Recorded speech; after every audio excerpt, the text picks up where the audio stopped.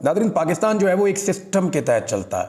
बहुत बड़ी खबरें हैं जो मैं आपके साथ शेयर करने जा रहा हूँ, लेकिन उससे पहले आपको बताना ज़रूरी है कि पाकिस्तान एक सिस्टम के तहत चलता है। इस सिस्टम के बेनिफिशरीज हैं। इसके अंदर एक बहुत बड़ी एलीट है, इसके अंदर एस्टेब्लिशमेंट है जो सारी चीज़ों को तय करती है और अपने मुताबिक चीज़ों को मोड़ती है, अपने मुताबिक चीज़ों को चलाती है। ये सिस्टम आज तक नहीं हारा।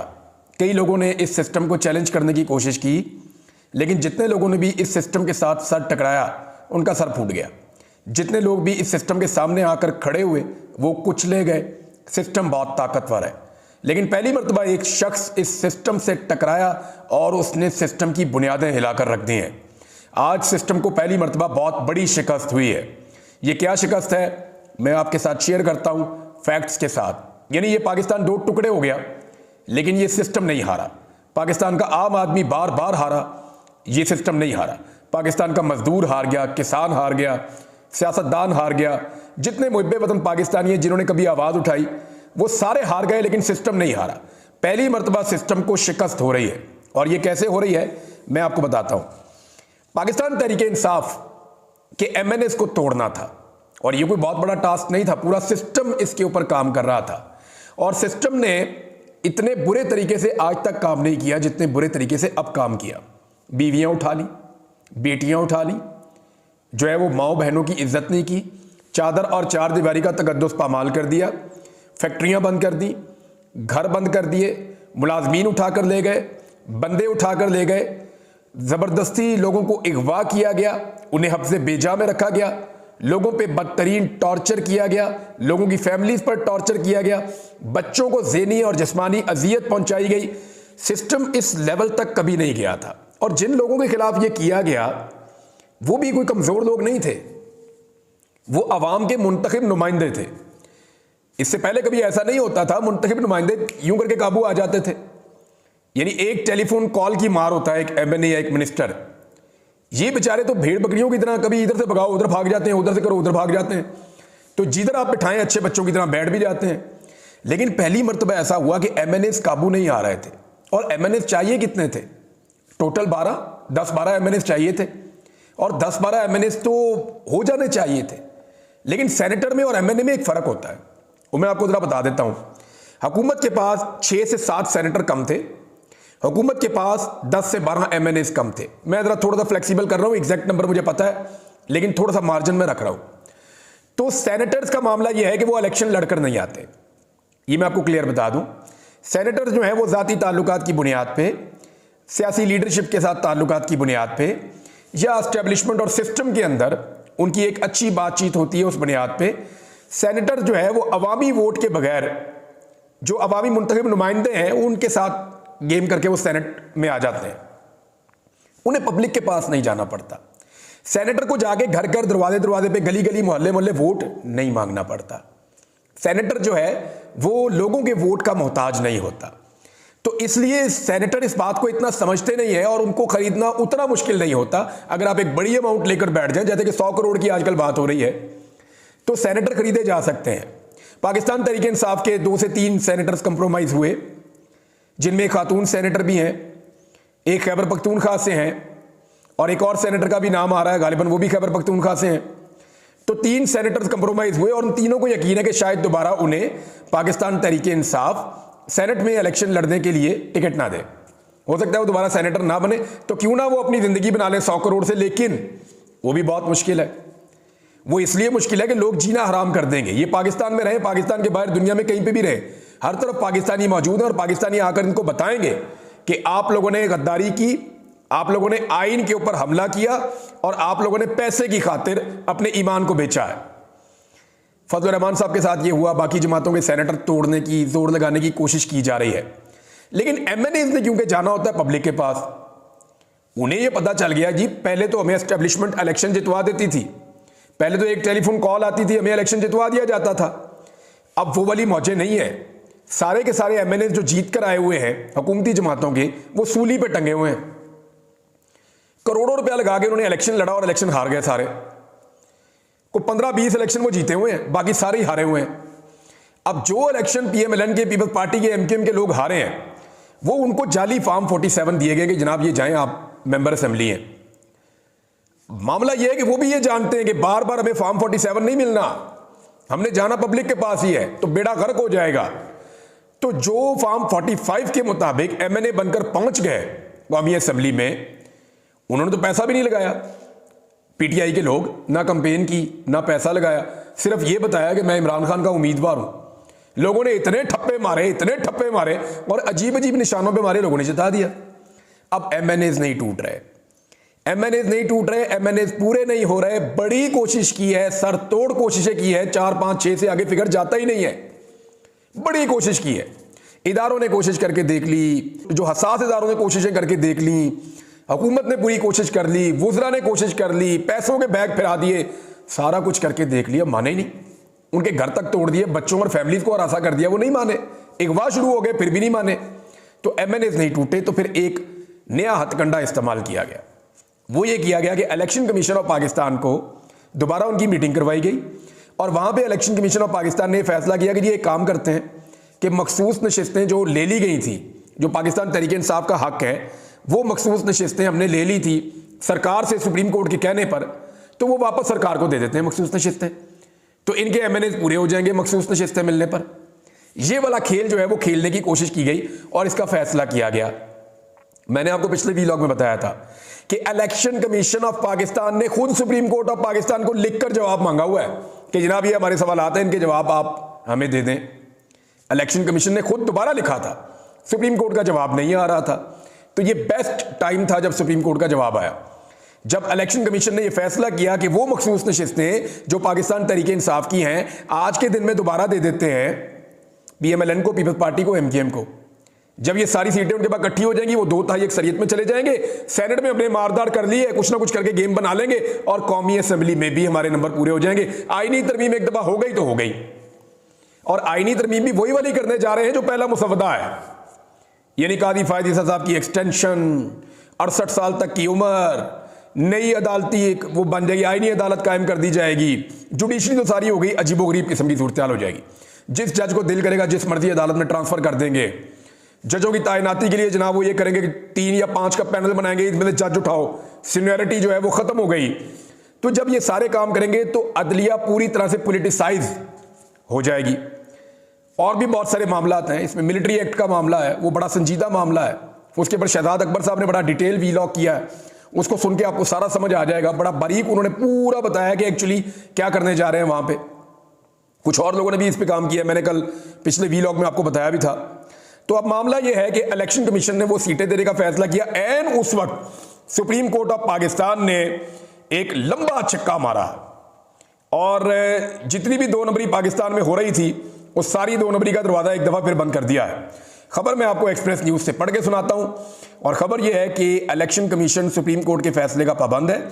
सुप्रीम कोर्ट की मखसूस नशिस्तों के फैसले में दूसरी वजाहत सामने आ गई, लेकिन याद रखिएगा बहुत सारे सहाफ़ी, बहुत सारे सियासतदान वो आपको अब ये कहेंगे कि सुप्रीम कोर्ट कौन होती है वजाहतें पेश कर रही है, सुप्रीम कोर्ट कौन होती है कि ऐन मौके के ऊपर जो है वो उनका नोट आ जाता है। भाई सुप्रीम कोर्ट ऑफ पाकिस्तान से इलेक्शन कमीशन ने जो सवालात पूछे, सुप्रीम कोर्ट उन सवालात का जवाब दे रही है। अब टाइमिंग तो सुप्रीम कोर्ट तय करेगी ना, जिस वक्त नाइंसाफी हो रही होगी उसी वक्त इंसाफ की फराहमी होगी ना। ऐसा तो नहीं हो सकता कि नाइंसाफी हुई नहीं और इंसाफ की फराहमी हो रही है। तो जो सवालात पूछे उनका जवाब तो आना था। अब इससे पहले कि नाइंसाफी होती, timely supreme court of Pakistan ने इंसाफ फराहम कर दिया। सुप्रीम कोर्ट ऑफ पाकिस्तान ने क्या कहा कि इलेक्शन कमीशन सुप्रीम कोर्ट के फैसले पर अमल दरामद का पाबंद है, और दूसरी वजाहत इलेक्शन कमीशन के मांगने पर जारी की गई है। देखिए मैं फिर कह रहा हूं, खबर में भी लिखा हुआ कि यह वजाहत इलेक्शन कमीशन के मांगने पर जारी की गई है, वैसे जारी नहीं की गई। और 2 सफ़ात पर मुश्तमिल वजाहत है, जिसमें सुप्रीम कोर्ट ने कहा कि इलेक्शन एक्ट में की गई तरमीम के माजी से इतलाक करके सुप्रीम कोर्ट के 12 जुलाई के फैसले को बेअसर नहीं किया जा सकता। इन्होंने दाव यह खेला था कि इन्होंने इलेक्शन एक्ट के अंदर एक तरमीम कर दी थी, आइन में तरमीम नहीं की थी। सुप्रीम कोर्ट ने जो फैसला दिया था 12 जुलाई को, वो आइन की तशरीह में दिया था, लेकिन इन्होंने कानून में तरमीम करके कोशिश कर रहे हैं कि कुछ भी करके कानून में तरमीम करके उस फैसले को बेअसर कर दें।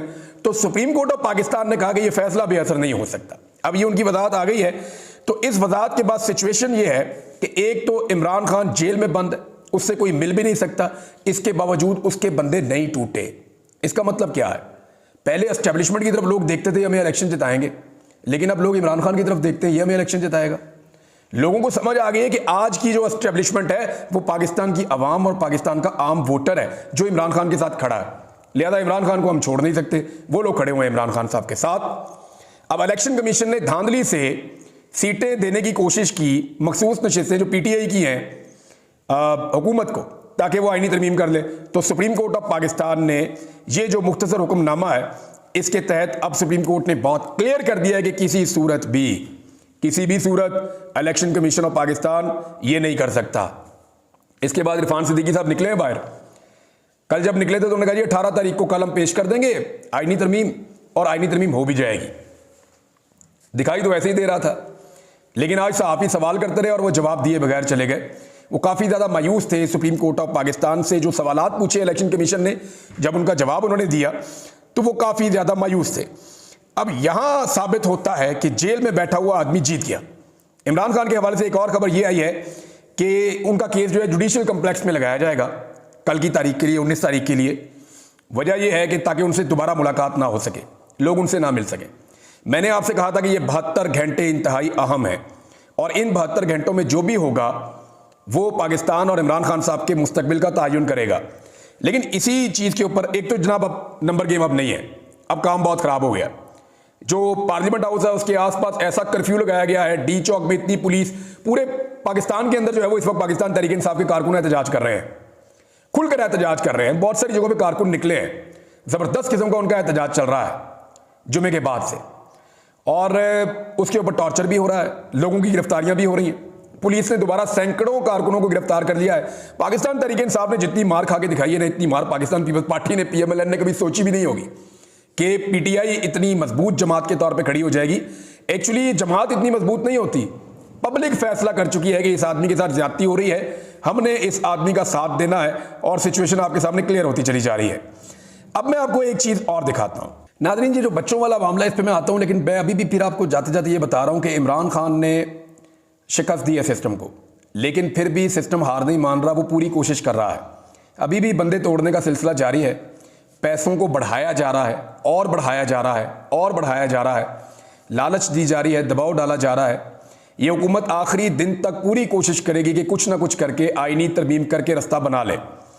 अब मैं आपको एक और चीज़ बताता हूँ कि जो स्टूडेंट्स का एहतजाज जारी है, वो एहतजाज कर रहे हैं, और उनके ऊपर जो टॉर्चर हुआ अब तो वो उसके खिलाफ निकल आए कि ना वे मारते क्यों हमें।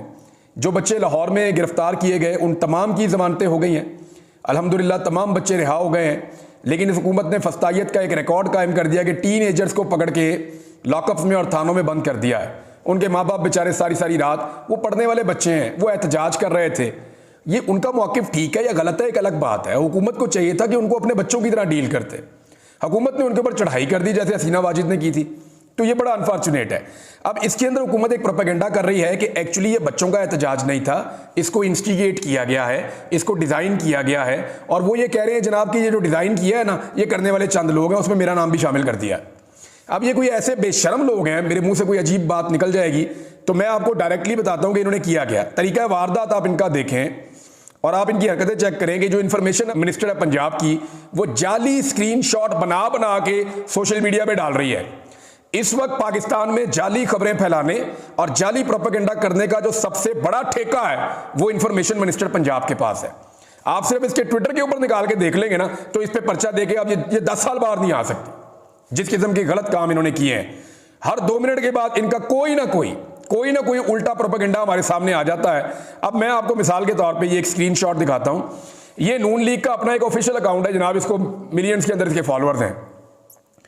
वो ये कहता है कि अमेरिका में और बरतानिया में और सवात में बैठकर जो तलबा हैं पंजाब के, उनको जनाब अनारकी के लिए और हालात ख़राब करने के लिए उकसा रहे हैं कुछ लोग, और ये जो लोग हैं ये पाकिस्तान के असल दुश्मन हैं। अच्छा, इसमें जी शहबाज गिल हैं, मुहित पीरज़ादा हैं, आदिल राजा साहब हैं, और इसके बाद जी इमरान रियाज खान। मैं किसी और की बात नहीं करता, मैं अपना आपको पढ़ के सुना देता हूँ कि मेरे ऊपर उन्होंने वकूआ क्या डाला है।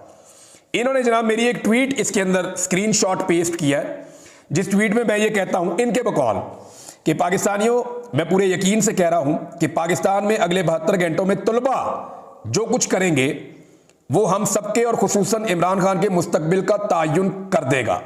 तलबा का लफ्ज़ याद रखिएगा।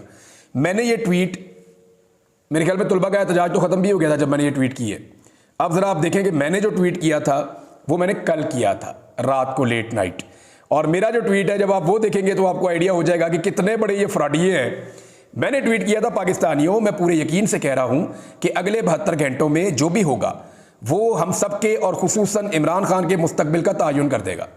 तलबा का तो मैंने नाम ही नहीं लिया इसमें। ये ऐसे फ्रॉडिये, बेशर्म और बेगैरत लोग हैं कि इन्होंने जनाब अली वहां से उठाकर उसके अंदर लफ्ज़ तलबा का इजाफा करके और उसके अंदर जो है वो तरमीम करके और एक नया स्क्रीनशॉट बना के बेशर्मों ने वो अपने मेन अकाउंट से लगा रहे हैं। मैंने आपको कहा था ना कि नून लीग ये साजिश करती है। कैलेबरी फॉन्ट भी इन्होंने यही काम किया था, 2 नंबरी की थी। ये हमेशा जालसाजी करते हैं, हमेशा नौसरबाजी करते हैं, हमेशा 2 नंबरी करते हैं। अब मुझे बताएं, इन मामलों पे मेरे ऊपर मुकदमा दर्ज हुआ है कि मेरी ट्वीट के अंदर जो मैंने खुद ट्वीट की है, अपने हाथ से लिखी है, उसके अंदर चंद जुमले तब्दील करके और एक नई ट्वीट बना के उसको बुनियाद बना के मेरे ऊपर मुकदमा दर्ज कर दिया। अब जिसने ये जालसाजी की है, मुकदमा उस पर होना चाहिए, मेरे ऊपर होना चाहिए। और मुझे पक्की इंफॉर्मेशन है कि जैसे ही मैं जाऊंगा अदालत में, ये मुझे किसी और केस में गिरफ्तार कर देंगे।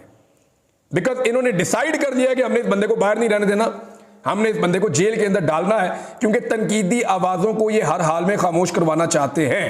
और इसके लिए ये जो इंफॉर्मेशन मिनिस्टर है, इसने हमेशा इंफॉर्मेशन मिनिस्टर रहना है। यार ये हरकतें तो देखो अपनी, यार खुदा का नाम लो यार, यानी जालसाजी की भी इंतहा है। कोई खानदानी आदमी ये कर सकता है, कोई सच्चा इंसान ये कर सकता है। यानी झूठ, बेईमानी, फ्रॉड, यानी जो फ्रॉड से हुकूमत ही फ्रॉड से बनी हुई है जाली फार्म 47 के ऊपर, तो ये जालसाजियां तो उन्होंने करनी है ना। जैसे इनके फार्म जाली, वैसे इनके प्रोपेगेंडे भी जाली। ये निकाल के आप देख लें, बेशक सोशल मीडिया पे मैंने इसको ट्वीट भी किया हुआ है, ये आपके साथ मैंने शेयर भी कर दिया। नाज़रीन, और भी कुछ चीज़ें हैं आपके साथ बाद में शेयर करूंगा, लेकिन बच्चों से एक गुजारिश है, जो तलबा हैं उनसे एक गुजारिश है, आप एहतजाज करें, आपका हक है, आप ज़रूर एहतजाज करें। और जो भी आपके जायज़ मुतालबात हैं वो आप गवर्नमेंट के सामने रखें, अपनी कॉलेज की इंतज़ामिया के सामने रखें। हम स्टूडेंट थे, हम भी एहतजाज करते थे, कोई चीज़ बुरी लगती थी प्रोटेस्ट करते थे, सवाल उठाते थे, जवाब मांगते थे। आप तो हमसे ज़्यादा एडवांस है, हमसे ज़्यादा बेहतर है, और आप हमसे ज़्यादा यानी सच्चे खरे भी हमसे ज़्यादा हैं आप। ये जो जनरेशन अब आई है ना, इसके अंदर उस किस्म की मफामत नहीं है जो हमारे अंदर थी। तो हम तो कई चीज़ों को बर्दाश्त करते थे, आप तो झूठ को बर्दाश्त भी नहीं करते। लेकिन एक गुजारिश है आप लोगों से बच्चों, छोटी सी गुजारिश है, ये जो स्कूल है ना और तालीमी इदारे हैं, ये आपके अपने हैं, ये आपके अपने, आप इनके मालिक हैं। आज आप इनमें पढ़ रहे हैं, कल आपके छोटे बहन भाई इनमें पढ़ेंगे, हमारे बच्चे इनके अंदर पढ़ेंगे। तो आप एहतजाज करें, आवाज़ उठाएं पुरअमन तरीके से, लेकिन तोड़ फोड़ ना करें। तालीमी इदारों को ना तोड़ें, आप इनके मालिक हैं, ये आपकी मलकियत है, इनका ख्याल रखें। अब तक के लिए इतने, अपना ख्याल रखिएगा, अपने इस चैनल का भी। अल्लाह हाफ़िज़।